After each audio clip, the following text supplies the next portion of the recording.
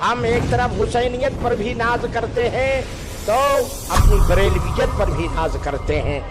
ہم صرف حسینی نہیں، بریلوی حسینی ہے.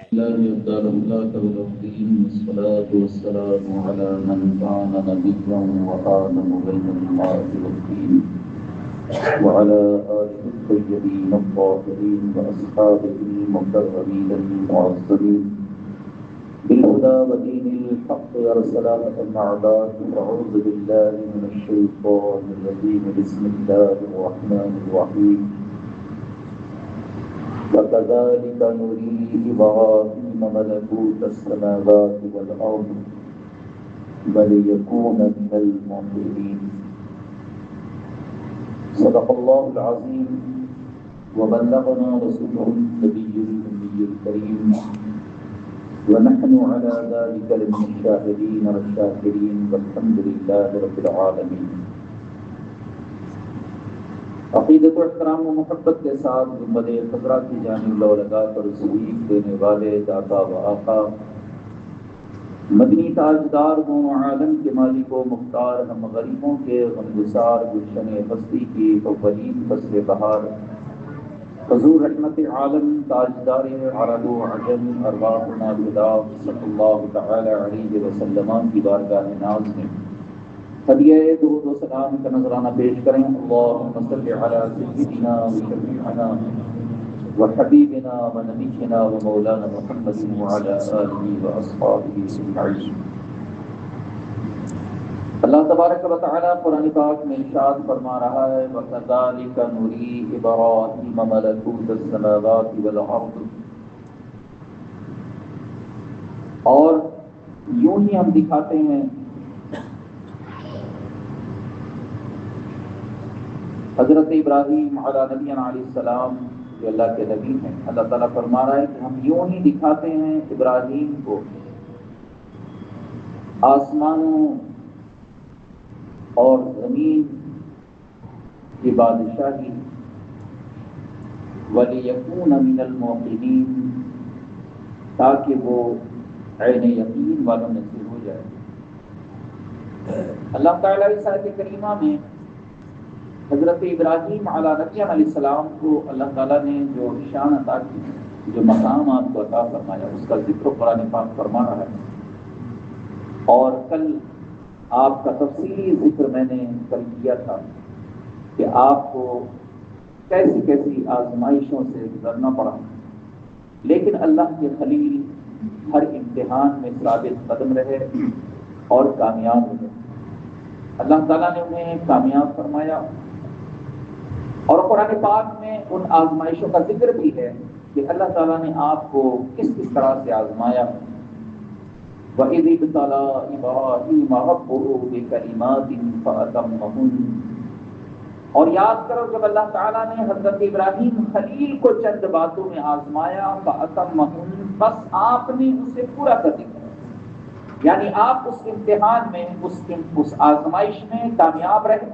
جیسا کہ آپ کو نار نمرود میں ڈالا گیا، لیکن حضرت ابراہیم علیہ السلام اس آزمائش کے اندر ثابت قدم رہے، اور اللہ تعالیٰ نے نار نمرود کو آپ کے لیے گلزار بنا دیا. یہ شان حضرت خلیل کو اللہ تعالیٰ نے عطا فرمایا. اور حضرت ابراہیم علیہ السلام کو اللہ تعالیٰ نے کیا درجہ عطا کیا، کیا مقام اللہ تعالیٰ نے عطا فرمایا کہ اللہ ارشاد فرما رہا ہے کہ ہم خلیل کو آسمانوں کی بادشاہی دکھاتے ہیں، زمین کی بادشاہی دکھاتے ہیں. یعنی حضرت ابراہیم علیہ السلام زمین پر بیٹھ کر آسمان کی بلندیوں کے منظر کو دیکھتے ہیں. حضرت ابراہیم علیہ السلام یہاں سماوات کا ذکر ہے، جو سما کی جمع ہے، یعنی آسمان کی جو جمع ہے سما کی وہ سماوات ہے، اور اللہ تعالیٰ یہاں سماوات سے ذکر فرما رہا ہے. یعنی حضرت ابراہیم علیہ السلام کو اللہ نے وہ نظارہ عطا کی کہ زمین پر بیٹھ کر حضرت خلیل ساتوں آسمان کا نظارہ کیا کرتے ہیں. یہ شان حضرت خلیل کی ہے.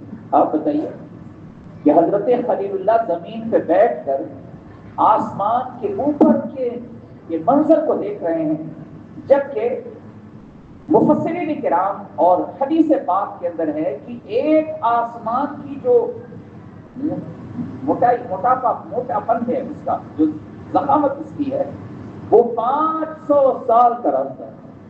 500 سال کا راستہ صرف اس کی ضخامت ہے، اس کی موٹائی.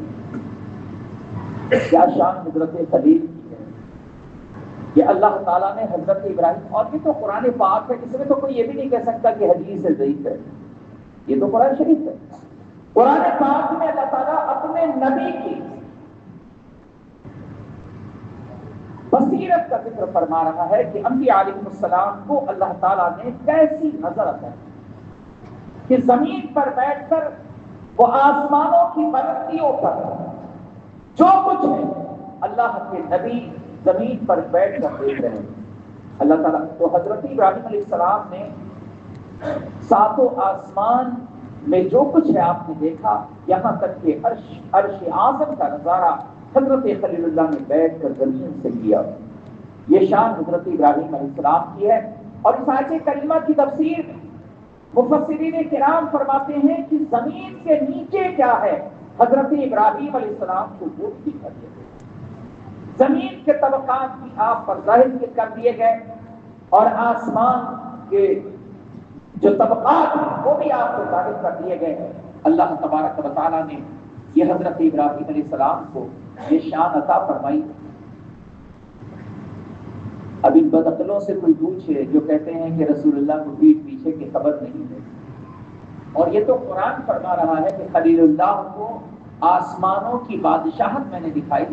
آسمانوں میں جو کچھ ہے وہ میں نے دکھایا، زمین میں جو ہے میں نے دکھایا. اس سے مفسرین نے اس کی تفسیر کی کہ زمین کے نیچے جو کچھ تھا حضرت خلیل پر اللہ نے سب کچھ منتشر فرما دیا، ظاہر کر دیا، سب کچھ آپ نے دیکھا. آپ بتائیے کہ قرآن تو یہ کہہ رہا ہے کہ خلیل اللہ نے آسمان کے اوپر کیا ہے دیکھا، زمین کے نیچے کیا ہے دیکھا، آسمان کی بلندیوں پر یعنی ساتوں آسمان آپ کی نظر کے سامنے تھا. تو جب یہ حضرت خلیل کا یہ عالم ہے تو نبیوں کے امام کا عالم کیا ہوگا؟ جب حضرت خلیل اللہ کی نظر کا یہ حال ہے. اور اسی لیے تو اعلیٰ حضرت نے فرمایا کہ اور کوئی غیب کیا تم سے نہا ہو بنا، جب نہ خدا بھی چھپا تم سے کرو ضرور. یہ خلیل اللہ کی شان ہے. اس آیت کریمہ کی تفسیر میں حضرت مولا علی رضی اللہ تعالیٰ عنہ فرماتے ہیں، حضور سے حدیث پاک آپ نے روایت کی، اللہ کے رسول صلی اللہ علیہ وسلم نے ارشاد فرمایا. حضرت مولا علی حدیث پاک کی راوی ہیں، فرماتے ہیں کہ میں نے حضور سے فرماتے ہوئے سنا کہ جب یہ آیت کریمہ اتری اور اللہ تعالیٰ نے حضرت خلیل کو یہ قوت بینائی اللہ نے عطا کیا، تو حضرت ابراہیم علیہ السلام نے دور و دراز ایک شخص کو دیکھا کہ جو گناہ میں مبتلا تھا.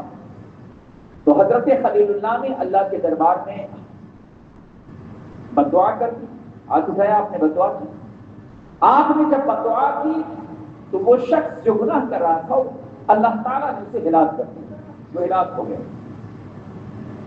حضرت ابراہیم علیہ السلام نے دوسری مرتبہ پھر کسی شخص کو دیکھا جو گناہوں میں مبتلا ہے، تو آپ نے اس کے لیے بھی بددعا کے لیے جب ہاتھ اٹھانا چاہا تو اللہ تعالیٰ نے حضرت خلیل کو منع فرمایا کہ اے میرے خلیل، آپ مستجاب الدعوات ہیں، آپ میرے بندوں کے لیے بددعا نہ کریں. کیا شان میرے رب کی رحمت کی ہے. اللہ تعالیٰ اپنے گنہگار بندوں پر کتنا مہربان ہے. حضرت خلیل سے اللہ نے فرمایا کہ اے خلیل، میرے بندوں کے لیے بددعا مت کرو، مستجاب الدعوات ہیں. اگر آپ بددعا کریں گے تو آپ کی یہ بددعا میرے دربار میں قبول ہو جائے گی. آپ بددعا کی، اللہ تعالیٰ نے منع فرمایا. اور حضرت خلیل سے میرے رب نے فرمایا کہ اے خلیل، میرے بندوں میں 3 قسم کے لوگ ہیں. ایک تو وہ ہیں جو گناہ کریں گے اور میں انہیں توبہ عطا کروں گا، یعنی وہ توبہ کریں، میرے دربار میں تائب ہوں گے، میں ان کی خطاؤں کو بخش دوں گا، ان کی گناہوں کو معاف کر دوں گا. اور ایک میرے بندے وہ ہیں جو خود تو گناہ کریں گے لیکن ان کی اولاد جو ہوگی وہ میری حمد کرنے والی ہوگی، میری تسبیح کرنے والی ہوگی. جیسا کہ حضور نے طائف والوں کے بارے میں فرمایا تھا کہ اے جبریل، تم ان پتھر مارنے والوں کو دیکھ رہے ہو اور میری نظریں ان کی پشتوں میں جو ان کی نسل ہے میں انہیں دیکھ رہا ہوں جو میرا کلمہ پڑھیں گے. تو اللہ تعالیٰ نے حضرت خلیل کو منع کرتا. حضور فرماتے ہیں کہ اللہ تعالیٰ نے فرمایا کہ خلیل میرے بندوں میں 3 طرح کے لوگ ہیں. ایک تو وہ ہیں کہ جو گناہ کریں گے لیکن میں انہیں توبہ توبہ عطا کروں گا. ایک وہ ہیں جو خود تو گناہ کریں گے لیکن جو ان کی اولاد ہوگی وہ روئے زمین کو میری حمد و ثنا سے بھر دے گی, میری تسبیح و تحلیل سے بھر دے گی. اور تیسرے میرے وہ بندے ہیں جو گناہ کریں گے اور اگر گناہ پر ان کی موت ہوئی تو میں میرے دربار میں جب وہ پیش ہوں گے تو یہ میرے اختیار میں ہے, میں انہیں چاہوں تو سزا دوں اور چاہوں تو انہیں بخش دوں, انہیں معاف کر دوں. اور اللہ تعالیٰ اپنے بندوں کو بے شمار اپنے بندوں کو اللہ اپنی رحمت سے بخش دے گا. بے سبب بخش دے نہ پوچھ عمل, بے سبب بخش دے نہ پوچھ عمل, نام غفار ہے تیرا یا رب. اللہ تبارک و تعالیٰ کا نام نامی اسم گرامی یا غفار ہے, وہ اپنے بندوں کی مغفرت فرمانے والا ہے, تو اللہ تعالیٰ بخشنے والا ہے. تو حضرت خلیل اللہ کو اللہ نے یہ شان عطا کیا کہ آپ مستجاب الدعوات ہیں. آپ جب دعا فرماتے تھے تو اللہ تعالیٰ آپ کی دعا کو قبول فرما لیتا. حضرت ابراہیم علیہ السلام و تسلیم, میں نے کل یہیں ختم کیا تھا کہ آپ ہجرت کر کے فلسطین تشریف لے گئے اور آپ جب فلسطین پہنچے تو وہاں کے جو لوگ تھے انہوں نے آپ کے قدر و منزلت کو جانا, آپ کو پہچانا, آپ کی بڑی عزت کی, آپ کی تکریم کی, آپ کو اپنی کھیتیاں انہوں نے دے دی, اپنے باغات انہوں نے دے دیا, اپنے جانور خلیل اللہ کو دے دیا. حضرت ابراہیم علیہ الصلوۃ والتسلیم فلسطین کے اندر بڑے امن و سکون کی زندگی گزارنے لگے. آپ کو حضرت ہاجرہ جو بطور خادمہ ایک ظالم نے آپ کو پیش کیا تھا وہ بھی آپ کے ساتھ تھی. حضرت سارہ جو آپ کی بیوی ہیں اور آپ کے چچا کی بیٹی ہیں, حضرت سارہ عورتوں میں بڑی حسین و جمیل ہوئی ہیں. مفسرین فرماتے ہیں کہ حضرت یوسف علیہ السلام کو جو حسن ملا تھا وہ اپنی دادی حضرت سارہ سے ہی ملا تھا. بڑی حسین و جمیل تھی حضرت سارہ. تو آپ نے دیکھا کہ خوشحالی ہے اور اللہ تعالیٰ نے بڑی نعمتیں عطا کی. حضرت ابراہیم علیہ السلام نے اللہ کے بندوں کو, جو آپ کا پسندیدہ عمل تھا اللہ کے بندوں کو کھلانا, مہمان نوازی کرنا, تو آپ نے سلسلہ جاری فرما دیا. جو بھی مہمان آتا آپ اس کی ضیافت فرماتے, مہمان نوازی فرماتے, اسی لیے آپ کا لقب ابو الضیفان پڑا. تو حضرت خلیل ان کی مہمان نوازی فرماتے. حضرت سارہ نے ایک دن آپ سے عرض کیا کہ اللہ تعالیٰ نے ہمیں سب کچھ عطا فرمایا ہے, ہمارے پاس باغ بھی ہے, کھیتیاں بھی ہیں, جانور بھی ہیں, مکان بھی ہے, سب کچھ ہے, لیکن ہمارے پاس اولاد نہیں ہے. اس لیے کہ حضرت سارہ سے کوئی اولاد نہیں, ہمارے پاس اولاد نہیں ہے. اے ابراہیم خلیل اللہ, آپ ہاجرہ سے آپ نکاح فرما لیجیے. یہ مشورہ حضرت سارہ کا تھا. لیکن حضرت ابراہیم علیہ السلام نے جب ہجرت فرمائی تھی, جب آپ نمرود جب ذلیل و خوار ہو گیا اور نمرود پر اللہ کا عذاب نازل ہوا, مچھروں کا عذاب آیا اور وہ قوم اللہ کی گرفت میں آ گئی اور طرح طرح کی مصیبتوں میں گرفتار ہو گئی. مچھر اس قدر تھے کہ ان جو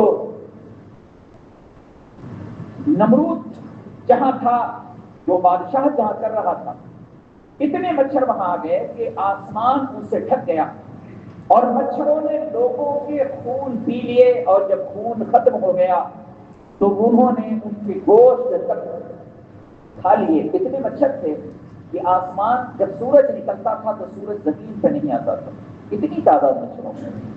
لوگ کہتے ہیں مچھر کیا کر لے گا, ارے مچھر کیا کر لے گا, وہ ڈینگو والا کاٹتا ہے تو کیا ہوتا ہے, کاٹتا ہی نہیں کاٹتا ہے.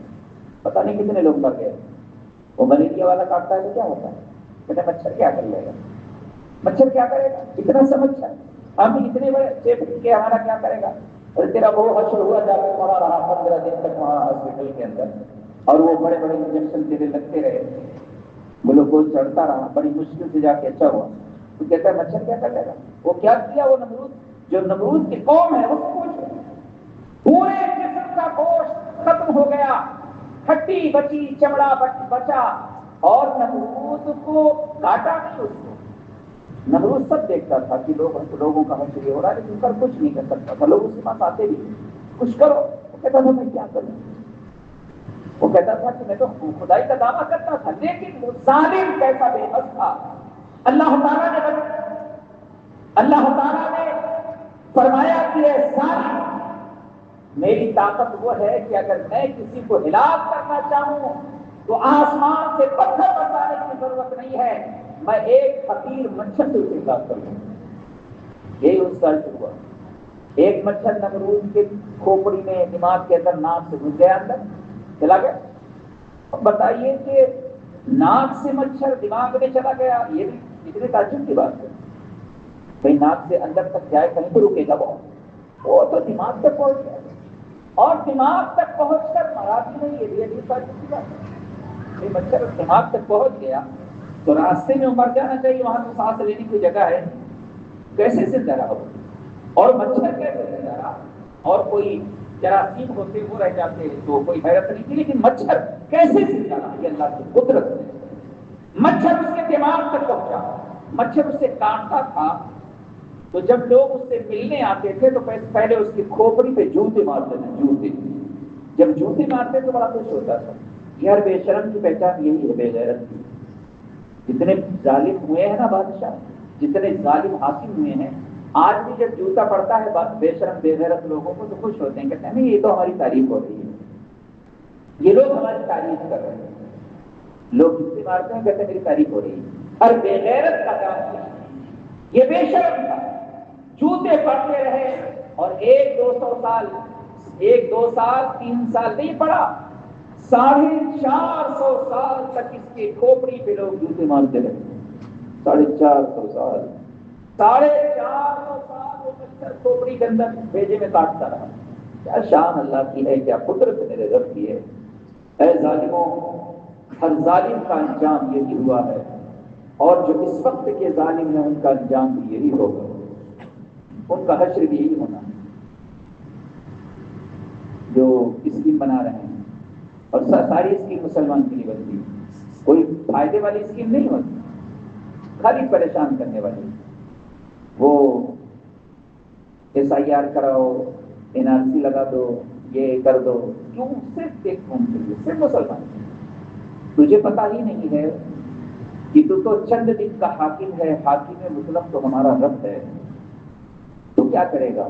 تیرے اختیار میں کیا ہے؟ تو کچھ نہیں کر سکے گا۔ ہاں ووٹ سے نام ضرور کاٹ سکتا ہے، اتنا تو کرے گا۔ چوروں کا کام یہ ہے، ڈاکوؤں کا، بدماشوں کا، یہ چور ہے، ووٹ کے چور، یہ چور ہے، ان کا کام ہے، یہ نام کاٹ سکتے ہیں، لیکن یہ ہمارا نام ووٹ سے کاٹیں گے، ان کا نام دنیا ہی سے کٹ جائے گا۔ اللہ تعالیٰ ان کو ایسے عذاب میں گرفتار کرے گا کہ جس کا کوئی علاج ہی نہیں، جس کا کوئی حل ہی نہیں ہے۔ یہ ہر بے غیرت، ہر بے شرم، ہر ظالم کا انجام یہی ہوا ہے۔ اور جو آج ظلم و ستم کر رہے ہیں، فلسطین والوں پہ جو ظلم کر رہے ہیں اسرائیلی ظالم، ان کا حشر بھی یہی ہونا ہے۔ وہ تو اس سے پہلے بھی نہ جانے کتنے عذاب میں گرفتار ہو چکے ہیں۔ ان کے آباء و اجداد بندر بنائے گئے، کبھی خنزیر بنائے گئے، کبھی ان پر پانی کا عذاب آیا، کبھی خون کا عذاب آیا، کبھی ٹڈی کا عذاب آیا، کبھی میڈک کا عذاب آیا۔ قرآن میں پوری تفصیل موجود ہے۔ یہ بے شرم بے غیرت قوم ہے، یہودیوں کی قوم جو بے غیرت ہے، اور جو ان سے دوستی رکھنے والے ہیں سب بے غیرت بے شرم ہیں۔ ان کا حشر بھی وہی ہونا ہے۔ ہر ظالم کا انجام ہلاکت ہے، ان کا انجام بھی ہلاکت ہے اور تباہی ہے۔ حضرت ابراہیم علیہ السلام و تسلیم، جنہیں اللہ تعالیٰ نے زمین و آسمان کی حکمرانی میں آپ کو بادشاہت دکھا دی گئی، اللہ تعالیٰ نے اپنے قدرت کے کرشمے دکھا دیے۔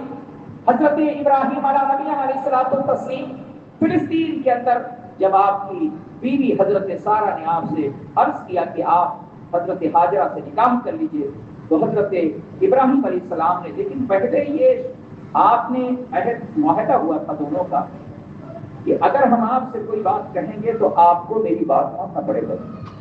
حضرت ابراہیم علیہ السلام نے آپ کی شرط کو منظور کیا تھا، آپ کے اس معاہدے کو آپ نے قبول کیا تھا، اور حضرت ابراہیم علیہ السلام نے آپ کے مشورے سے حضرت ہاجرہ سے نکاح فرما لیا، اور جب نکاح ہو گیا تو حضرت ابراہیم علیہ نبی علیہ السلام نے اللہ کے دربار میں دعا فرمائی. آپ مستجاب الدعوات دعا فرمائی. آپ نے دعا کی رب ہب لی من الصالحین، اے اللہ مجھے صالحین اولاد عطا فرما، نیک بخت اولاد عطا فرما. اس لیے لوگ اجمیر جاتا ہے وہاں مانگنے کے لیے، یہ نہیں کہتا کہ نیک بیٹا ہو، کہتا نہیں بیٹا ہو بھلے چرسی گجیڑی بھگیڑی کچھ بھی ہو، مارے ہم کو گھر سے نکال دے، ڈنڈے سے مارے. تو بیٹے کی دعا تو بہت اچھے سے کرنے آتا ہے، لیکن یہ دعا نہیں کرتا کہ وہ نیک بیٹا ہو. ایسے شیطان پیدا نہ ہو جو اوپر مسجد میں ہیں، ایسے شیطان بیٹے، ایسی شیطان اولاد کا کیا فائدہ ہے کہ جن کو نماز سے کوئی واسطہ نہیں، ان کو پتہ ہی نہیں کچھ کی مسجد کیا ہے، مدرسہ کیا ہے. یہ کس کی کمی ہے؟ یہ ان کے ماں باپ کی کمی ہے. ان کے ماں باپ کو بتا کے بھیجنا چاہیے نا کہ مسجد کا ادب کرنا چاہیے. مسجد میں بلند آواز کرنا یہ منع ہے، بلند آواز سے بولنا منع ہے مسجد کے اندر. اللہ تبارک و تعالیٰ نے اپنے محبوب کے احترام کے لیے تو آیت کتنا ہوتا ہے، لا ترفعوا اصواتکم فوق صوت النبی، اے لوگوں اپنی آواز کو میرے محبوب کی آواز سے بلند نہ کرو. تو یہ تو ادب بارگاہ رسالت کا ہے. لیکن مسجدوں کا احترام بھی یہ ہے کہ ہم دنیا کی بات ہمارے لیے کرنا حرام ہے مسجد کے اندر. لیکن کیسے بیکار لوگ ہیں یہاں کے کہ بھیج دیا نماز سے پہلے، واقع پورا نماز بھی خراب ہو جاتی ہے. وہ شور شرابے ہنگامے کرتے ہیں اوپر آ کے، تو ان کو بھیجو. بھیجنے کے لیے کوئی منع تو نہیں کر رہا ہے کہ وہ نہ آئیں، وہ آئیں سنیں، وہ شیطان سے انسان بنے. لیکن ماں باپ کو یہ چاہیے کہ اپنی اولاد کو اچھی تربیت کرے. اس کو تو خود ہی کچھ بھی معلوم خود نہیں کرتا ہے تو اولاد کو کیا بتائے گا؟ اپنی اولاد کو کب سکھائے گا؟ جب خود کرتا ہوگا تب سکھائے گا نا. وہ تو خود ہی چڈی پہن کے گھوم رہا ہے، وہ اپنی اولاد کو اچھا بنائے گا؟ بے شرم بے غیرت. کیسے بے شرم لوگ ہیں مسلمان ہیں، یہ مسلمان ہیں جنہیں دیکھ کے شرمائیں. یہ مسلمان ہیں ان کو شرم نہیں آتی کہ اللہ کے گھر میں کیسے جانا چاہیے، اللہ کے گھر میں کیسے بیٹھنا چاہیے، اللہ کے گھر میں کا احترام کس طرح سے کرنا چاہیے. صرف جھگڑے لڑائی کے سوا کچھ نہیں آتا، کچھ سیکھے ہی نہیں آج تک اس کے سوا. اسی لیے پوری دنیا میں ذلیل و خوار ہیں. کوئی آدمی اس قوم کو پسند نہیں کرتا، اس کی وجہ یہی ہے کہ جہاں یہ 10 لوگ جمع ہوئے وہاں لڑنا شروع کر دیا. محلہ اپنا ہو گیا تو ہر دن صبح جھگڑے سے ہوگی. جتنے شیطان آدمی اتنے شیطان ہوتے ہیں. بس وہی لڑنا جھگڑنا چیخ پکار چلانا، اس کے سوا کیا کام ہے؟ بے غیرت تو کچھ لوگ کی اصلاح کرو، بے شرم لوگوں کہ تمہیں غیرت ہو کہ اللہ کے گھر کا احترام کرنا چاہیے، ادب کرنا چاہیے. وہاں چیخو پکار کرنا منع ہے. اللہ کی مخلوق عبادت کرتی ہے، اللہ کے فرشتے موجود ہوتے ہیں. دوسری مخلوق عبادت کرتی ہے، ذکر کرتی ہے، تسبیحات پڑھتی ہے، قرآن کی تلاوت کرتی ہے. ان کی تلاوت میں خلل پڑتا ہے، ان کی عبادت میں خلل پڑتا ہے. ہم ہی تھوڑی رہتے ہیں یہاں پہ، اللہ کی مخلوق دوسری بھی تو ہے جو عبادت کرتی ہے، تو ان کی عبادت میں خلل پڑتا ہے. اور اگر کسی دن کسی کو کچھ ہوا، ابھی مدرسے میں ہوا تھا ایک بچے کو ہوا تھا، اتنا ہی سے چھوٹا سا ہے، کچھ کیا ہوگا، پکڑا تھا کسی نے، چلا رہا تھا کہ میں جن ہوں میں جن ہوں. ابھی 2-4 دن پہلے کی بات ہے. پھر میرے پاس نہیں لے کے آنا اگر کچھ ہوا تو کہ اس کو کیا ہو گیا. احترام کرو، اللہ کی مخلوق ہے، عبادت کے لیے ذکر کے لیے اللہ کی دوسری مخلوقات یہاں آتی ہیں، وہ اللہ کا ذکر کرتے ہیں، اللہ کی عبادت کرتے ہیں. تم کو کیا خبر، تم کیا جانا، تمہیں پتہ ہی نہیں. اگر تم کو پتہ ہی ہوتا تو مسجد میں اوپر سے لے کے نیچے تک کوئی جگہ ہی باقی نہیں رہتی جہاں اللہ کا ذکر سننے کے لیے لوگ جمع نہ ہو جاتے، کوئی جگہ خالی نہیں رہتی یہاں. لیکن افسوس کہ تمہیں خبر ہی نہیں ہے، تم بے بدعقل لوگ ہو، تمہیں پتہ ہی نہیں ہے، تم جانتے ہی نہیں کہ آخر اس ماہ مبارک کی برکتیں کیا ہیں، بہاریں کیا ہیں. یہ وہ ماہ مبارک ہے، اس ماہ مبارک کے اندر جس گھر میں میرے آقا کی میلاد ہوگی وہ گھر پورے سال پاپا سے محفوظ رہے گا. پورے سال اللہ کی برکتیں اس گھر میں نازل ہوں گی جس گھر کے اندر حضور کی میلاد شریف منائی جائے گی. یا مسجد میں میلاد شریف ہو رہی ہے، یہاں کھڑے بکواس کر رہے ہیں، یہاں وہاں کوئی بیٹھ کے، وہ نمازی جو آتے ہیں لنگڑے لولے وہ بھی نکل کے بھانگتے ہیں. لگتا ہے کہ ان کو سب سے ضروری کام اسی کو ہے اور کچھ کام نہیں. کچھ ایسے لوگ بھی ہیں، چلو ٹھیک ہے، کسی کی طبیعت خراب ہے، کوئی بیمار ہے، کسی کو دوا کھانا ہے، کسی کو کھانا ہے، پوری زندگی کھایا ہی تو کیا ہی کیا آج تک. آج تک کیا کیا ہے؟ عبادت تو ہوئی نہیں ہے، ذکر تو ہوا نہیں، بڑی مشکل سے آتے 5 وقت کی کسی نے پڑھ لی تو پڑھ لی، اور اس کے بعد بکواس میں پورا وقت گزرتا ہے۔ کون ہے جو مسجد میں تصویر لے کے بیٹھا رہتا ہے؟ اور مسجد میں اگر آتے بھی ہیں تو پنچایت کرتے ہیں بیٹھ کے، ادھر ادھر کی باتیں، یہ نہیں کہ بیٹھ جائیں آپ کے اندر میں تصویر لے لیں، درود شریف پڑھیں، کلمہ پڑھیں، اللہ کی تصویر بیان کریں، وہ نہیں ہوتا۔ آپ ہی کے 4 اگست پہلے تو انہوں نے بکواس شروع کر دیا کہ یہ کوئی طریقہ ہے مسلمانوں کا؟ آپ بتاؤ، انہیں اچھا بناؤ، اپنی اولاد کو اچھی تربیت کرو، انہیں مسجد کا ادب بتاؤ، مسجد کا احترام بتاؤ، یہ اللہ کا گھر ہے، جس کا احترام کریں گے تو اللہ برکتیں عطا فرمائے گا، اللہ تعالیٰ علم کے لیے سینے کھول دے گا، علم دین کی برکتوں سے اللہ ہمارے سینے منور فرما دے گا۔ مسجد کا جو احترام کرتا ہے، جو ادب کرتا ہے، اللہ تعالیٰ اسے بہت نوازتا ہے۔ جو اللہ کے گھر کا احترام، صحابہ نے مسجدوں کا احترام کیا، صحابہ کرام رضوان اللہ علیہم اجمعین، اسی لیے میرے آقا صلی اللہ علیہ وسلم نے مسجد میں داخل ہونے کے لیے جب اپنے قدم کو رکھو تو پہلے داہنا قدم رکھو، اور اس کے داہنا قدم رکھو اور اللہ کی بارگاہ میں دعا کرو۔ جیسے ہی ہم نے قدم رکھا، ہم نے اللہ کے دربار میں عرض کیا، اللہم افتح لی ابواب رحمتک، اے اللہ تو میرے لیے اپنے رحمت کے دروازے کھول دے۔ تو اس دعا کا مطلب کیا ہے؟ دعا کا مطلب یہ ہے کہ ہم اس جگہ آئے جہاں پر اللہ کی رحمتیں برستی ہیں، جبھی تو اللہ کی رحمت کی دعا کر رہے ہیں۔ تو ہمیں دعا کا حکم ہے کہ اللہ ہم تیرے گھر میں حاضر ہے، تو ہم پر اپنی رحمتیں نازل فرما۔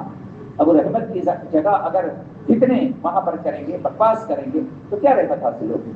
اس لیے احترام کرو، ادب کرو، اللہ کے نبیوں کی زندگی سنو، اس سے عبرت حاصل کرو۔ حضرت ابراہیم علیہ السلام نے، بہت سارے لوگ آتے کہتے ہیں ہمارے اولاد نہیں ہو رہی ہے، کوئی کہتا ہے کہ لڑکے نہیں ہو رہے ہیں، دعا تو ضرور کرتا ہوگا وہ کہ اللہ لڑکا دے دے، لیکن صرف اتنا ہی کرتا ہوگا، اس سے آگے والی بات کبھی نہیں کیا ہوگا کسی نے کہ اے اللہ تو صالحین اولاد عطا فرما۔ یہ اللہ کے پیغمبر نے ہمیں طریقہ دعا تعلیم فرمایا، رب ہب لی من الصالحین، اے اللہ مجھے صالحین اولاد عطا فرما۔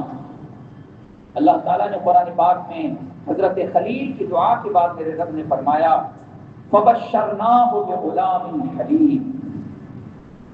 کیا شان ہے خلیل اللہ کی، خلیل دعا کرتے ہیں، میرا رب اس کے جواب میں فرماتا ہے فبشرناہ بغلام حلیم، بس ہم نے بشارت دی اپنے خلیل کو ایک بردبار بچے کی طرف، ایک یعنی جو اپنی طبیعت میں نرم ہوگا، جو اخلاق والا ہوگا، جو اللہ کا پیغمبر ہوگا، ایسا بیٹا ہوگا جو نبی کا بیٹا ہوگا اور نبی پیدا ہوگا۔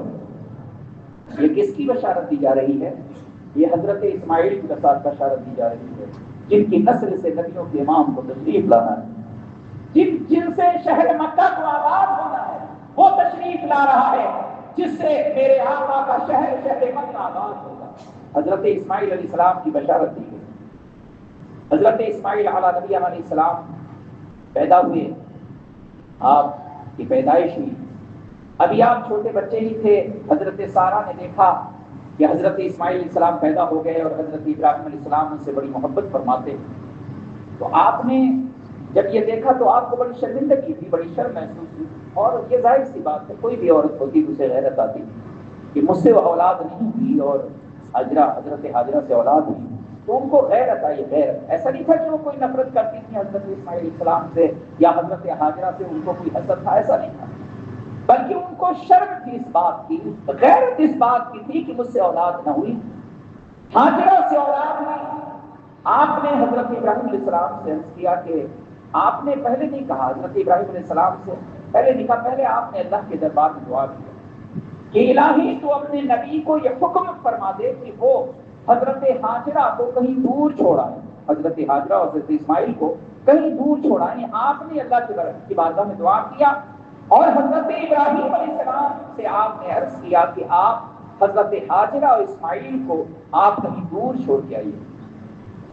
حضرت ابراہیم علیہ الصلوۃ والتسلیم نے حضرت حاجرہ سے فرمایا کہ توشہ تیار کرو۔ آپ نے توشہ تیار کیا، ایک مشک پانی کا لیا، اور حضرت ابراہیم علیہ السلام حرم پاک کی طرف روانہ ہوئے، فلسطین سے مکہ مکرمہ کی طرف روانہ ہوئے، اور حضرت ابراہیم علیہ السلام اس مقام پر پہنچے جہاں آج کعبۃ اللہ شریف ہے۔ کعبہ شریف کے پاس ایک درخت تھا، اس درخت کے نیچے حضرت حاجرہ کو آپ نے بٹھایا اور آپ نے بٹھا کر آپ نے فوراً آپ وہاں سے واپس پلٹ گئے. کچھ کہا نہیں، کوئی کلام نہیں کیا، کوئی بات نہیں کی، کچھ نہیں کہا کہ ہم نے کیوں چھوڑا، مجھے کیا ہے. تو حضرت ابراہیم علیہ نبی علیہ السلام جب آپ کو وہاں آپ نے بٹھایا اور آپ واپس جانے لگے تو حضرت حاجرہ نے دیکھا کہ یہ پہاڑیوں کا علاقہ ہے، چاروں طرف سے بڑے اونچے اونچے پہاڑ ہیں. آپ آج جہاں جاتے ہیں نا، پہلے حرم شریف کے سامنے ایک طرف جبل کعبہ تھا، ایک طرف جبل عمر تھا، جبل قبیس تھا اور کوہ صفا تھا، کوہ مروا تھا. یہ تمام پہاڑیوں سے یہ حرم شریف جو ہے گھرا ہوا تھا. لیکن بعد میں یہ پہاڑیاں کاٹ کاٹ کے وہاں بلڈنگیں بنا دی گئی. تو پہلے سب پہاڑ تھے، پہاڑوں سے گھرا ہوا. آپ نے دیکھا کہ نہ کوئی بستی ہے، نہ کسی آدمی کا کوئی گزر ہے، نہ سر چھپانے کے لیے کوئی مکان ہے، نہ پانی پینے کے لیے کوئی چشمہ ہے. کوئی آدمی نہیں، کوئی انسان کا گزر نہیں. بے آب و کیا ہوا بھی ہے، نہ پانی ہے، نہ ہی وہاں پر کھانے کا کوئی انتظام ہے. آپ نے جب حضرت ابراہیم علیہ السلام کو بٹھا کے جانے لگے تو آپ نے فرمایا کہ خلیل آپ مجھے یہاں کس کے سہارے چھوڑ کے جا رہے ہیں؟ آپ نے کوئی جواب نہیں دیا تو آپ پیچھے پیچھے گئے، پیچھے پیچھے آپ چلے. پیچھے آپ گئے، آپ نے پھر وہی بات کہی کہ آپ یہاں ہمیں کیوں چھوڑ کے جا رہے ہیں، کس کے سہارے چھوڑ کے جا رہے ہیں؟ آج کی عورت اگر ہوتی تو وہ اپنے آدمی کو چھوڑ کے چلی جاتی، خود واپس آ جاتی. تم یہاں رہو، میں جا رہی ہوں. اس زمانے کی عورتیں اسی طرح کی ہیں، مجھ کو یہاں رکھ چھوڑ دیا، میں اکیلے یہاں کیا کروں، میرا کیا کام ہے یہاں. لیکن اللہ کے نبی کی بیوی تھی وہ حضرت حاجرہ جو صالحات میں سے نیک بخت تھی. آپ نے جب ایک دو بار پوچھا، آپ نے کوئی جواب نہیں دیا تو حضرت ابراہیم علیہ السلام سے آپ نے فوراً سوال کیا کیونکہ آپ کو معلوم تھا کہ اللہ کا نبی کسی پر زیادتی نہیں کرتا، اللہ کا نبی کسی کے ساتھ ناانصافی نہیں کرتا، اللہ کا نبی عدل و انصاف کرتا ہے. حضرت خلیل جب کوئی جواب نہیں دیتے ہیں تو آپ ان سے پوچھتی ہیں کہ اے خلیل اللہ اتنا تو بتائیے کہ کیا یہ اللہ کا حکم ہے؟ کیا شان ہے حضرت حاجرہ کی، کیا اللہ کا حکم ہے یہ؟ تو حضرت ابراہیم علیہ السلام نے جواب میں کہا کہ ہاں. تو آپ نے فرمایا اے خلیل اب آپ جائیے. جس رب نے اللہ ہمیں ضائع نہیں فرمائے گا، جس رب نے ہمیں چھوڑنے کا حکم دیا ہے وہی رب ہمارا حامی و ناصر بھی ہے، وہی ہمارا مددگار بھی ہے. آپ جائیے. حضرت حاجرہ واپس آ گئی، اسی درخت کے نیچے آ کے بیٹھ گئی.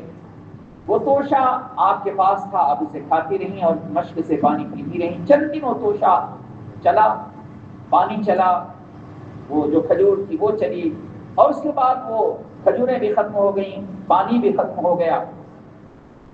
اور اس کے بعد جب بھوک سے آپ بیتاب ہوئی تو آپ کا دودھ جو تھا وہ خشک ہو گیا.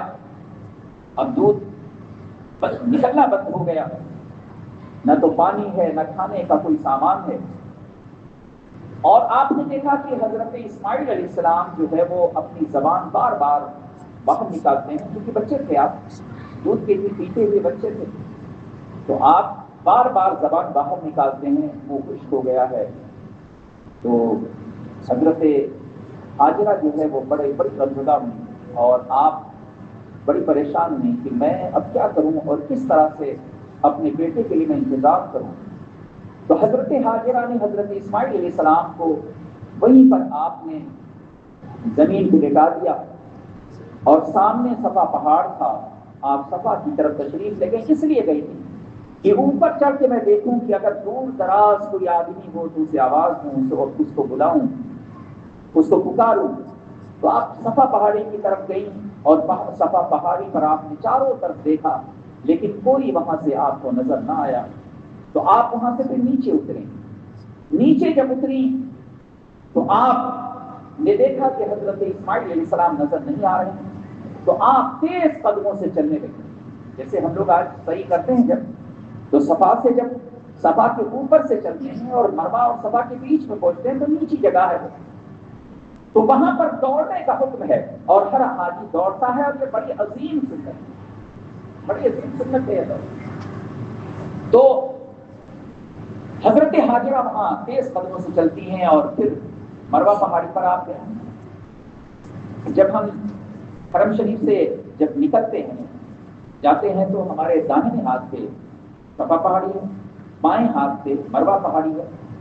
یہ پہاڑیاں اس زمانے کے اندر بڑی تھیں، اس زمانے کے اندر وہ پہاڑیاں جو ہیں وہ چھوٹی کر دی گئی۔ تو حضرت حاجرہ صفا سے مروہ کی طرف جب آنے لگی تو جہاں سے حضرت اسماعیل علیہ السلام نظر نہیں آئے تو اب تیز قدموں سے چلنے لگی، تیز قدموں سے چل کے گئیں، مروہ پہ گئیں۔ وہاں اوپر سے آپ نے دیکھا کوئی نظر نہ آیا، بڑی پریشان تھی، کوئی ہے ہی نہیں، نظر کون آئے؟ آپ نے دیکھا کوئی نظر نہ آیا تو آپ پھر واپس پلٹے، پھر آپ صفا سے مروہ سے پھر صفا کی طرف آئے اور مروہ صفا پر پھر آپ نے آ کے دور دور تک دیکھا، کوئی نظر نہ آیا۔ اس طرح سے آپ نے 7 چکر لگائے، صفا سے مروہ، مروہ سے صفا۔ اللہ تعالیٰ کو حضرت حاجرہ کی یہ ادا اتنی پسند آئی کہ قیامت تک کے حاجیوں پر اللہ تعالیٰ نے اس ادا کو اللہ نے واجب فرما دیا۔ یہ ٹنگے والے ابھی بھی نہیں سمجھے کہ حج کیا ہے، ان کو ابھی تک نہیں سمجھ میں آیا کہ حج کیا ہے۔ حج کیا ہے؟ اللہ کے مبارک، اللہ کے محترم، اللہ کے مبارک، اللہ کے محترم نبیوں اور اللہ کے مبارک اور محترم بندوں کی یہ عظیم سنتیں ہیں جو حج کے اندر شامل ہیں۔ اکڑ اکڑ کے چلنا ایک حضور کی سنت ہے، ربی کہتے ہیں جس کو، اکڑ اکڑ کے چلنا۔ صفا اور مروہ کے درمیان یہ صفا سے مروہ، مروہ سے صفا جانا، یہ حضرت حاجرہ کی سنت ہے۔ رمی جمار کرنا حضرت خلیل کی سنت ہے۔ اگر یہ نبیوں کی سنت ضروری نہ ہوتی تو اللہ تعالیٰ اس سنت کو ہمارے اوپر واجب کیوں فرما دیتا؟ بے رمی جمار واجب ہے، صفا و مروہ کے درمیان صحیح کرنا واجب ہے۔ یہ اللہ کے نبیوں کی مبارک سنت ہے جو اللہ تعالیٰ نے حج میں اہل ایمان پر واجب فرما دیا۔ اس کے باوجود ان بدعقلوں کو سمجھ میں نہیں آیا کہ حج کیا ہے۔ یہ اللہ کے پیغمبر حضرت خلیل، آپ کی بیوی حضرت حاجرہ اور اللہ نبیوں کے امام حضور رحمت عالم کی مبارک اداؤں کا نام حج ہے۔ یہ مبارک ادائیں حج میں شامل ہیں۔ تو حضرت حاجرہ جب آپ مروہ کی طرف گئی تو آپ نے کچھ آواز سنی، جب آخری بار مروہ پہ گئی نا تو آپ نے کچھ آواز سنی تو آپ کہنے لگی یہاں تو کوئی ہے نہیں، ہو سکتا ہے میرے کان میں کہیں سے کوئی آواز آ رہی، لیکن آپ نے غور کیا تو دوسری بار پھر آواز آئی۔ آپ نے جب وہاں سے دیکھا تو حضرت اسماعیل علیہ السلام کی ایڑی کے قریب اللہ کا ایک فرشتہ کھڑا ہوا اور حضرت اسماعیل علیہ السلام اپنی ایڑیوں کو رگڑ رہے ہیں اور آپ کی ایڑی سے اللہ نے پانی کے چشمے کو جاری فرما دیا۔ حضرت حاجرہ نے جب اوپر سے دیکھا تو بڑی خوش ہوئی، وہاں سے آپ چلی اور آئیں، حرم شریف کے اندر آئیں۔ آپ آئیں دوڑتے ہوئے اور آپ نے جو زمزم شریف یہاں سے جاری تھا آپ نے اسے فرمایا زمزم زمزم، ٹھہر جا۔ آپ نے اس کو چاروں طرف سے گھیرنا شروع کیا، گھیرا، وہ چشمہ تھا۔ تو محدثین کرام نے یہ فرمایا کہ اگر حضرت حاجرہ اس چشمے کو نہ گھیرتی تو یہ چشمہ پوری روئے زمین پہ ٹھہر جاتا۔ اللہ تبارک و تعالیٰ نے، اور آپ دیکھیے کیا اللہ نے اس چشمے کے اندر برکت رکھی ہے۔ جتنے حاجی جاتے ہیں تقریباً 20 لاکھ لوگوں نے اس سال حج کیا۔ پہلے تو اس کے ڈبل لوگ حج کرتے تھے، جب چھوٹ کی ہر طرح کے لوگ جاتے تھے تو اس سے ڈبل لوگ ہوتے تھے۔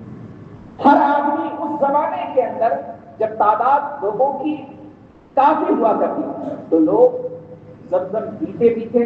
آج جتنے لوگ جاتے ہیں کوئی ایسا نہیں ہے جو زمزم شریف نہ لاتا، ہر آدمی 5 لیٹر تو لاتا ہی ہے۔ ایک گھر کے اگر 4 لوگ ہیں تو 20 لیٹر لے کے آتے ہیں۔ پہلے یہ بات نہیں تھی، پہلے تو ایک آدمی بہت سارا لے کے آتا تھا، لے کے ساتھ میں وہ ڈبہ لے کے ساتھ میں آ کے بیٹھ جاتا تھا پہلے یہ سب پابندیاں نہیں تھی، لیکن اب وہ پابندی ہو گئی. لیکن کوئی شخص ایسا نہیں، ہر آدمی جب تک مکہ شریف میں رہتا ہے، جتنے حاجی ہوتے ہیں ان کی کوشش یہ ہوتی ہے کہ جب بھی ہم پئیں تو زمزم ہی پئیں، اور وہ جب آتے ہیں تو گھر کے بھی ساتھ لاتے ہیں. جو لوگ حج کرنے جاتے ہیں نا تو وہ اپنے ساتھ میں بھی وہاں سے بھر کے لاتے ہیں. کیا اللہ نے برکت زمزم شریف میں پیدا فرمائی.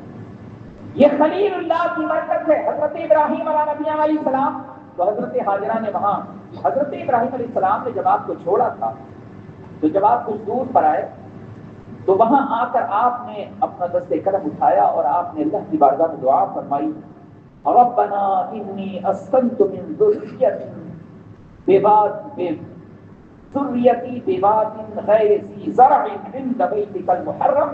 آپ نے دعا فرمائی، اے اللہ میں اپنی اولاد کو، ذریت اولاد آپ کی حضرت اسماعیل علیہ السلام ہے، اے اللہ میں اپنی اولاد کو تیرے مبارک گھر کعبۃ اللہ شریف کے پاس، حرم پاک کے قریب میں آباد کر رہا ہوں. الہی آباد اس لیے کر رہا ہوں تاکہ یہ میری اولاد تیری رضا کے لیے نماز پڑھے. ربنا لیقیموا الصلاۃ، اے اللہ تاکہ یہ نماز پڑھے. اور پھر آپ نے دعا فرمائی، اے اللہ تو اپنے بندوں کے دل ان کی طرف پھیر دے، اور اے اللہ انہیں پھل پھلوں سے روزی عطا کر. حضرت خلیل کی یہ تمام دعائیں اللہ کی دربار میں قبول ہوئی. دنیا کا سب سے اچھا پھل جو ہے وہ مکہ شریف میں ملتا ہے. اتنا اچھا پھل کہیں نہیں ملے گا. اور روئے زمین پر اتنی بڑی تعداد میں ایک ساتھ اللہ کی عبادت کرنے والے اور کہیں نہیں ملے گا.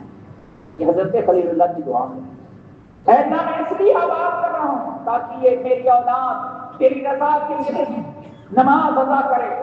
اے اللہ یہ تیرے گھر کعبۃ اللہ شریف کے پاس میں اسے آباد کر رہا ہوں، حرم عند بیتک المحرم، حرمت والے گھر کے قریب اسے آباد کر رہا ہوں. یعنی اس وقت جو نشانات تھے کعبۃ اللہ شریف کے اس وقت بھی موجود، کعبہ شریف کے نشانات موجود تھے. حضرت اسماعیل علیہ السلام کو آپ نے وہاں آباد فرمایا. آپ واپس تشریف لے آئے اور حضرت حاجرہ کے لیے اللہ نے چشمہ زمزم جاری فرما دیا. جب حضرت حاجرہ نے اس چشمے کے پانی کو پیا، میرے آقا فرماتے ہیں کہ زمزم ہر اس کام کے لیے ہے جس کی نیت کر لیا جائے. یعنی اگر کوئی اس نیت سے پیے کہ اللہ سے میری بھوک مٹا دے تو بھوکا ہے تو اس کی بھوک مٹ جائے گی. آپ دیکھیے بہت سارے لوگ حج کرنے جاتے ہیں، ان کو تجربہ ہے، ان سے پوچھیے، یا جو عمرہ کرنے جاتے ہیں وہاں، میں اب کیا پڑھوں کی کیا بات کروں، ان کو تو پتہ ہی نہیں ہوگا کچھ. لیکن جو پڑھے لکھے کچھ جاننے والے جاتے ہیں ان سے آپ کبھی پوچھیے کہ اگر وہ بیمار ہو جاتے ہیں تو آدمی پہلے دوا نہیں لیتا ہے، پہلے وہ جاتا ہے حرم سے اور وہاں دو طرح کا پانی، ایک ٹھنڈا ایک گرم سادہ والا رکھا رہتا ہے. تو اگر بخار ہوتا ہے تو سادہ پانی نکالتا ہے اور نیت کر کے پیتا ہے.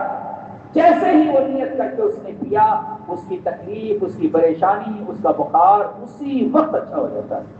اور پھر وہ جا کے طواف کعبہ شریف شروع کر دیتا ہے. جو جاننے والے ہیں ان کو یہ بات معلوم ہے. تو میرے آقا فرماتے ہیں کہ زمزم ہر اس کام کے لیے جس کی نیت کی جائے. اگر کوئی بھوک مٹانے کی نیت سے پیے تو اللہ اس کی بھوک مٹا دے. اگر وہ شفا، مرض سے شفا کی نیت سے پیے تو اللہ اسے شفا عطا فرما دے. اگر وہ علم نافع کے لیے پیے تو اللہ اسے علم کی برکتیں عطا فرما دے. اسی لیے میرے آقا نے زمزم کے وقت یہ دعا فرمائی، اللہم ارزقنا علما نافعا ورزقا واسعا وشفاء من کل داء. یہ حضور نے دعا فرمائی. تین دعائیں سرکار نے فرمائی.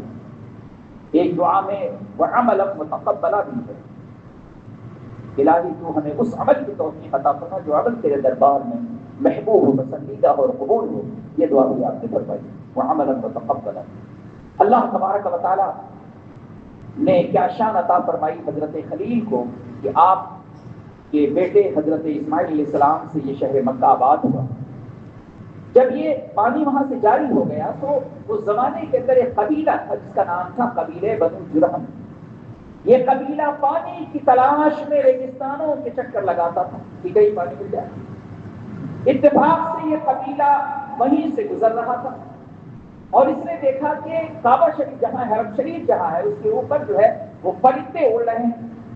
تو ان لوگوں نے گمان کیا کہ پرندے وہیں اڑتے ہیں جہاں پانی ہوتا ہے، تو انہوں نے یہ قیاس کیا کہ وہاں پر پانی ہوگا اس لیے پرندے وہاں اڑ رہے ہیں۔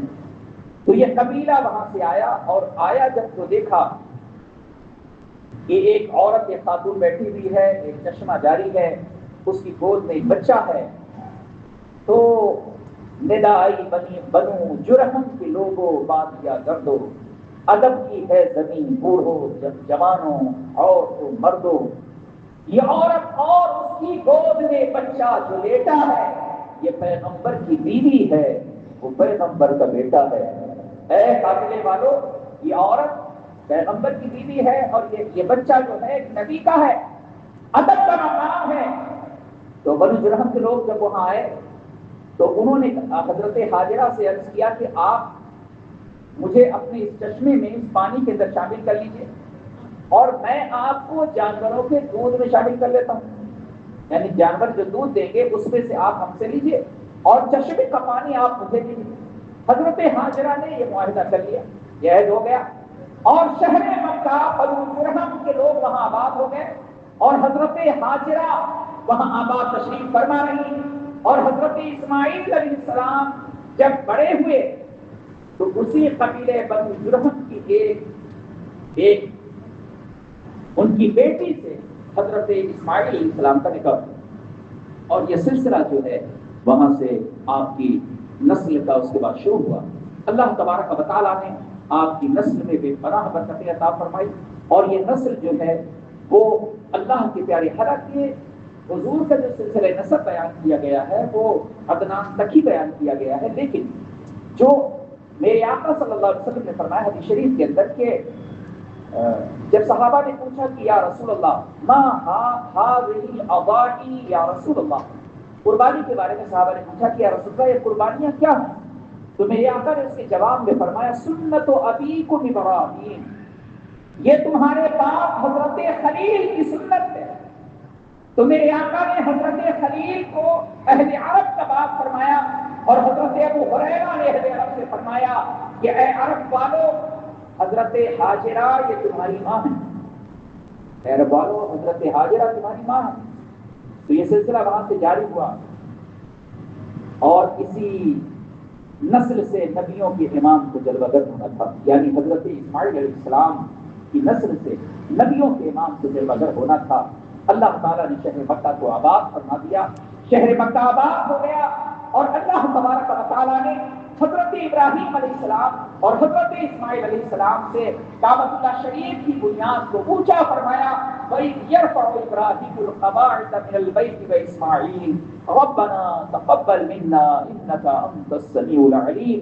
حضرت ابراہیم، اور یاد کرو جب حضرت ابراہیم علیہ السلام کعبۃ اللہ کی دیوار کو اونچا فرما رہے تھے، اور حضرت اسماعیل علیہ السلام آپ کی مدد فرما رہے تھے، آپ کو پتھر اٹھا کے دے رہے تھے، اور حضرت خلیل کعبۃ اللہ شریف کی دیوار کو اونچا فرما رہے تھے۔ اس منظر کو قرآن پاک بیان فرما رہا ہے۔ تو حضرت ابراہیم علیہ السلام سے اللہ تبارک و تعالیٰ کو آپ کی نسل سے شہر مکہ کو آباد کرنا تھا، ایک آپ کی اولاد سے مکہ کو آباد کرنا تھا، اور دوسری اولاد سے فلسطین کو اللہ کو آباد کرنا تھا۔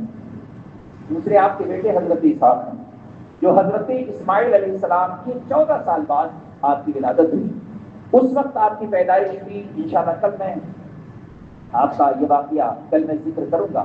آج میں نے حضرت ابراہیم خلیل اللہ اور حضرت اسماعیل علیہ السلام کی زندگی، آپ کی حیات طیبہ میں نے بیان کیا، اور حضرت اسماعیل علیہ السلام کا ایک پسندیدہ عمل کام تھا، وہ کیا تھا؟ آپ اکثر جو ہے وہ جنگل میں شکار کے لیے تشریف لے جایا کرتے تھے، شکار کرنا، جنگل سے شکار کر کے آپ لایا کرتے تھے۔ تو شکار کرنا بھی آپ کا ایک عمل ہے، تو شکار کر کے آپ لایا کرتے تھے۔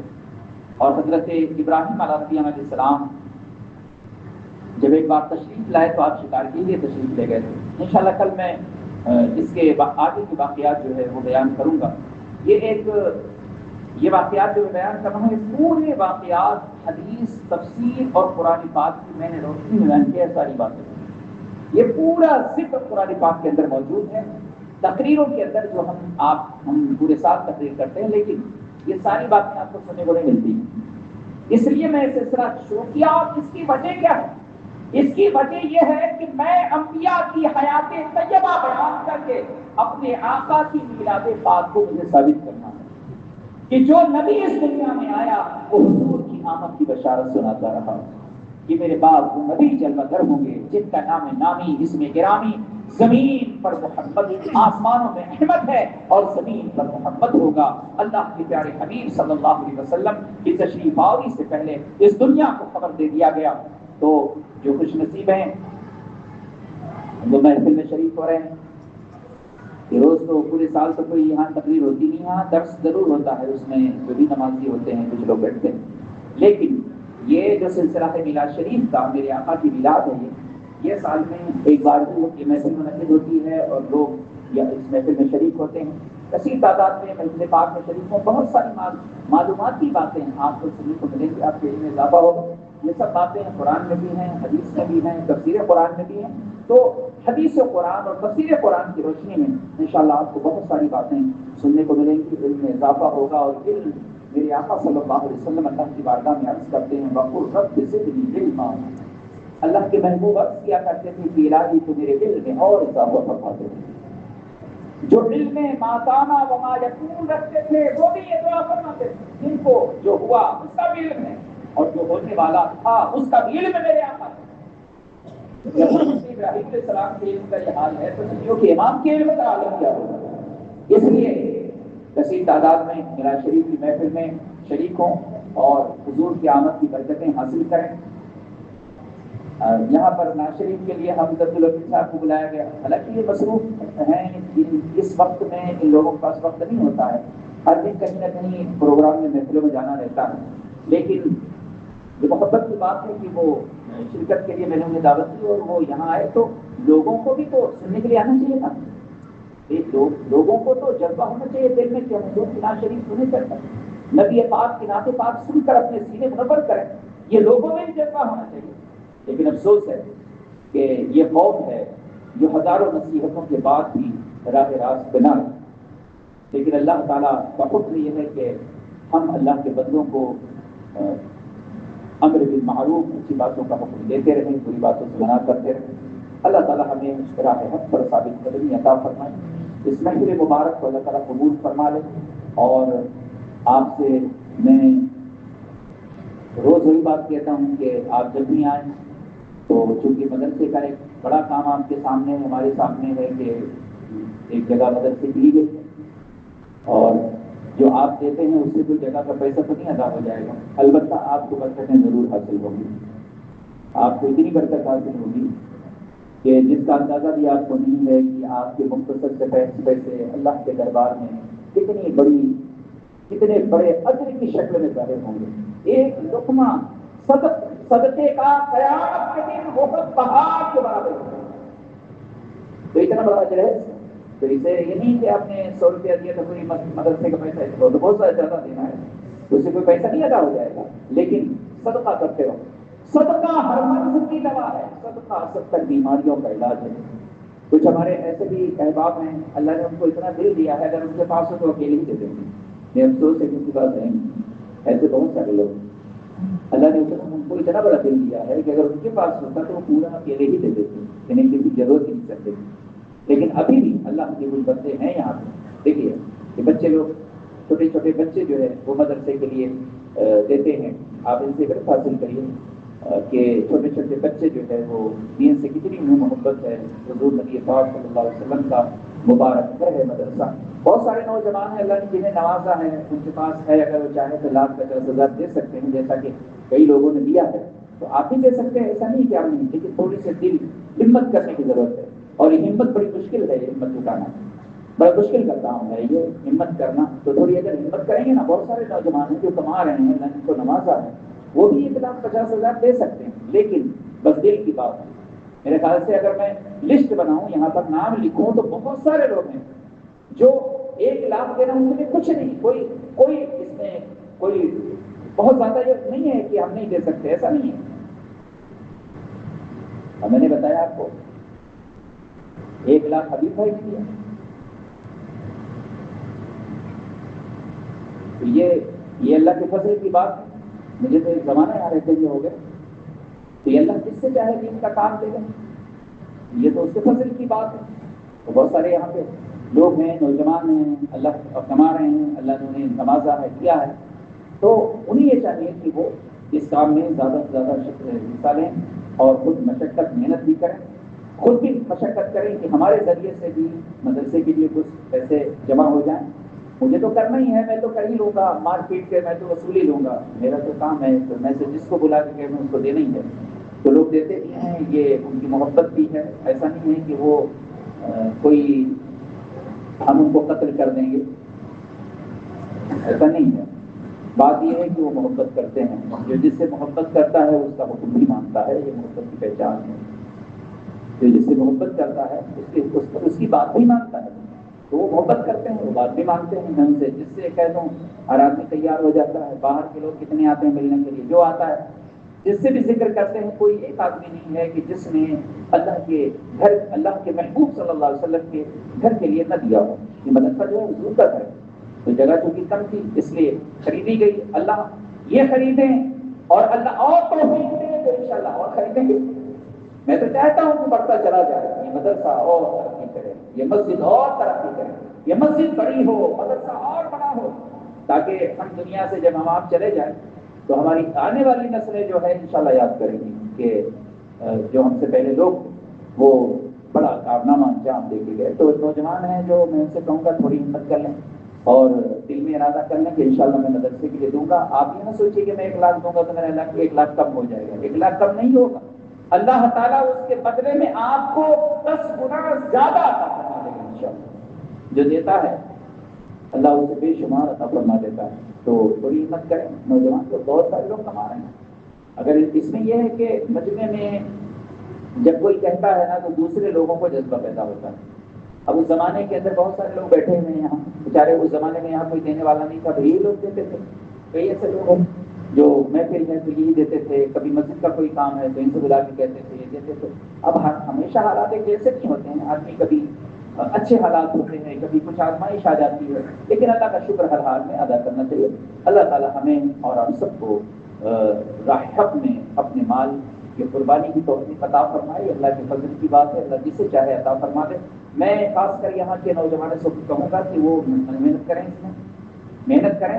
میں تو کہہ رہا ہوں، لیکن جو نوجوان وہ بھی کوشش کریں تاکہ یہ کام آسان ہو جائے۔ اور جو دوسرے لوگ ہیں، کمیٹی کے لوگ ہیں، ان سے بھی میں کہوں گا کہ آپ بھی کوشش کریں، اپنے طور پہ آپ کے جو تعلق میں لوگ ہیں ان سے آپ کہیں کہ حالانکہ ابھی تک یہ ضرورت نہیں پڑی کہ کوئی کہیں گیا ہو کسی مدرسے مسجد کے لیے، اللہ کا شکر ہے کہیں جانے کی ضرورت نہیں پڑی، نہ کسی سے کہنے۔ ہاں شروعات میں اس کی ضرورت تھی، لیکن اب ابھی ضرورت اس کی نہیں پڑی، اور اللہ چاہے گا تو انشاءاللہ ہمیں کسی سے، ہاں خود اپنی مرضی سے کوئی دے وہ الگ بات ہے کہ لوگ آتے ہیں ملتے ہیں وہ سنتے ہیں اس کے بعد وہ دیتے ہیں، لیکن کہیں جانے کی ضرورت انشاءاللہ نہیں پڑے گی، اور اللہ تعالیٰ اس کام کو حضور غوث اعظم اور میرے آقا کی میلاد شریف کے صدقے اللہ پورا فرما دے گا انشاءاللہ۔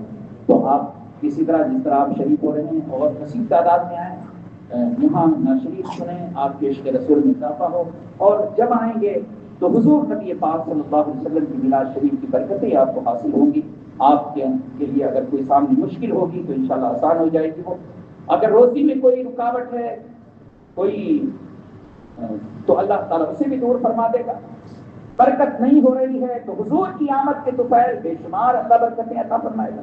تو آپ اللہ کی راہ میں خرچ کریں، اللہ کی راہ میں دیں، خاص کر نوجوان وہ زیادہ سے زیادہ اپنا کام پیش کریں، خود بھی کریں، اپنے دوست احباب سے بھی کہیں وہ بھی کریں، انشاءاللہ یہ کام آسانی کے ساتھ پورا ہو جائے گا۔ کیونکہ مدرسہ چلانا بھی ہے، ادھر ایک مدرسے کا کام بھی ہو رہا ہے اور مدرسے کو چلانا بھی ہے، 2 مدرسے ہیں، ایک بچے چلتے ہیں، اوپر حفظ کا مدرسہ چلتا ہے، یہ 2 مدرسے ہیں۔ تو یہ ایک بڑا کام ہے جو ہمارے سامنے ہے، ورنہ شاید اس کی ضرورت نہیں پڑتی۔ اللہ تعالیٰ اسے پورا فرما دے گا انشاءاللہ۔ آپ حضرات اس کے بارے میں زیادہ سے زیادہ اپنے دل میں شوق پیدا کریں، جس طرح آپ دیکھ رہے ہیں کہ ہر سال ہمارا یہ سلسلہ ربیع الشریف کا بڑھتا جا رہا ہے۔ پہلے تھوڑی سی لائٹ لگتی تھی، اس بار آپ دیکھ رہے ہیں اتنی اچھی لائٹ ہوئی ہے۔ آئندہ سال انشاءاللہ حضور کی آمد کے دوپہر اور حضور کی آمد پاک کی برکتوں کے دوپہر اس سے اچھی بھی اور کیا جائے گا، اس سے اچھا کیا جائے گا انشاءاللہ۔ مدرسے کی جگہ بھی بڑی ہو جائے گی، بیٹھنے کی جگہ نہیں ہوتی تھی، عورتیں کہتی تھیں، وہ عورتیں آتی تھیں بیچاری چلی جاتی تھی، ان کو جگہ نہیں ملتی تھی۔ اب اتنی جگہ ہے، اتنی بڑی پھر بھی جگہ نہیں ہوتی تھی، تو اب جگہ اور بڑی ہو جائے گی اور بڑی تعداد میں یہاں خواتین جمع ہوں گی۔ اور یہ بھی دیکھا گیا کہ ان کے اندر کبھی یہ لگتا ہے کہ مردوں کے اندر تو جذبہ ان کا مر چکا ہے، مردار ہو گئی، عورتوں کے اندر زیادہ جذبہ نظر آتا ہے، اس لیے ان کی تعداد آپ سے کہیں زیادہ ہوتی ہے، تو ان کا جذبہ آپ سے زیادہ ہے، جبھی تو ان کی تعداد زیادہ ہے، تو جذبہ تو تمہارے اندر ہونا چاہیے، مردوں کے اندر جذبہ ہونا چاہیے، لیکن یہ جذبہ عورتوں کے اندر تم سے زیادہ ہے، تو تم شرم کی بات ہے۔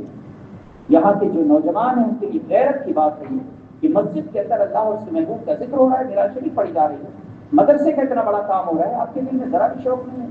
وہی جذبہ ہمیں پھر سے بیدار کرنا ہے جو ہم نے شروع میں دکھایا تھا کہ ہر آدمی اپنے سر پہ سیمنٹ اٹھا کے لاتا تھا مسجد کے لیے، پوری گاڑی ریتی کی جب میں اعلان کرتا تھا تو پورا یہاں کے نوجوان جو ہے اوپر پہنچا دیتے تھے۔ اور یہ کام جس نے کیا ہے نا، آج آپ دیکھ رہے ہو نا، بڑی بڑی گاڑی لے کے جو گھوم رہے ہیں، آپ سمجھتے ہو کہ پیدائشی امیر ہے؟ پیدائشی امیر کوئی نہیں ہے اس میں، جس کو آپ دیکھ رہے ہیں نا، ارے اس کے پاس تو بڑی بڑی گاڑی ہے، اس کے پاس تو بہت بڑا گھر ہے، یہ کسی کے پاس کچھ تھا؟ کچھ نہیں تھا۔ یہ کیسے ہوا؟ یہ اسی مسجد کی میں سیمنٹ اٹھانے کی برکت سے اللہ نے بنایا، ریتی اٹھانے کی برکت سے اللہ نے عطا کیا۔ جن جن لوگوں نے خدمت کیا ہے اللہ نے سب کو نماز دیا ہے، اور جن کو کچھ اللہ کی آزمائش بھی ہوتی ہے، جن کے پاس نہیں ہے میرا رب انشاءاللہ انہیں بھی نماز دے گا۔ اب آپ کو موقع ملا ہے آپ کے لیے، اس سے پہلے جنہوں نے کیا اللہ نے ان کو کتنا نوازا، اب آپ کا موقع ہے، آپ کرتے ہیں۔ جب مسجد تعمیر ہو تو آپ بھی وہی کام کریں، آپ کے بچے بھی وہی کام کریں، انشاءاللہ اللہ تعالیٰ آپ کو بھی ویسے ہی نماز دے گا۔ تو یہ ہمارے سامنے ایک بڑا کام ہے، اس لیے میں بار بار آپ سے یہ گزارش کر رہا ہوں، اعلان کر رہا ہوں کہ یہ کام جلد ہو جائے۔ نوجوان اس میں زیادہ سے زیادہ حصہ لیں، اگر آپ ہمت کریں گے، نوجوان کوشش کریں گے، اپنے دوست و احباب میں کوشش کریں گے تو انشاءاللہ تعالیٰ یہ کام آسان ہو جائے گا۔ اللہ تعالیٰ اس کام کو حضور شہنشاہ بغداد کے خیر آسان فرما دے اور حضور کی آمد کے صدقے اللہ تعالیٰ اسے پورا فرما دے۔ انشاءاللہ کل پھر آپ کثیر تعداد میں جمع ہوں اور حضور کی میلاد شریف کی اس مبارک محفل میں حاضر ہوں، اور حضور کی آمد سے دیکھیے سونا تو پوری زندگی ہے، سونے کھانے کے سوا کیا ہی کیا رہتا ہے، سوئے کھائے یا ناچ گانے تھوڑا بات کیا، اس کے علاوہ کچھ کیا نہیں ہے آج تک۔ پوری زندگی برباد ہو گئی ہے، جو بچی ہے اس زندگی کا کچھ وقت تو حضور کی یاد میں گزر جائے، حضور کے ذکر میں گزر جائے، میرے آقا کی محبت میں گزر جائے، یاد مصطفیٰ میں گزر جائے، اس سے اچھا وقت اور کیا ہوگا۔ تو جتنا وقت آپ بیٹھے ہیں اللہ کی رحمت آپ کو برس رہی ہے، نیکیوں میں وقت ایک ایک لمحہ نیکیوں میں شمار ہو رہا ہے۔ اللہ تعالیٰ ہمیں اور آپ سب کو ہمیں توفیق عطا فرمائے۔ کل آپ پھر کسی تعداد میں شریک ہوں، اور یہاں سے میں نے ختم کیا ہے کہ حضرت اسماعیل علیہ السلام نے شہر مکہ کو آباد فرمایا، آپ نے کعبۃ اللہ شریف کی دیواروں کو حضرت ابراہیم علیہ السلام نے اونچا فرمایا۔ یہی سے انشاءاللہ کل پھر میں آپ کو سناؤں گا، اور آپ کے جو بھائی ہیں دوسرے بھائی حضرت اسحاق علیہ السلام جو حضرت سارہ سے پیدا ہوئے انشاءاللہ ان کا ذکر کریں گے، اور پھر اس کے بعد حضرت یعقوب علیہ السلام اور حضرت یوسف علیہ السلام کا ذکر کریں گے، جو بڑا دردناک واقعہ ہے، آپ سنیں گے، جو پوری تفصیل قرآن میں موجود ہے، انشاءاللہ وہ تفصیلی بیان ہم آپ کو سنائیں گے۔ اللہ تعالیٰ ہمیں اور آپ سب کو عمل کی توفیق عطا فرمائے اور میرا شریف کی برکتیں عطا فرمائے۔ اسے سلام۔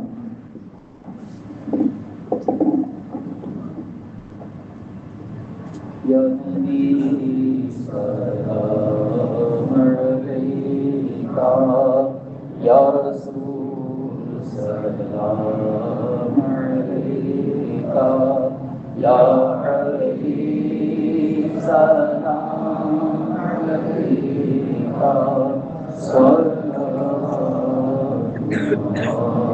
علیکہ۔ اب کا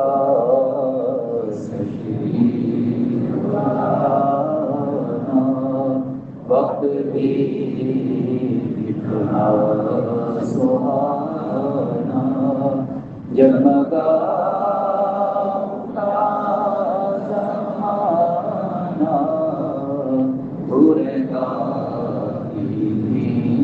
ترانہ، یا نبی سلام علیکہ، یا رسول سلام علیکہ، یا حبیب سلام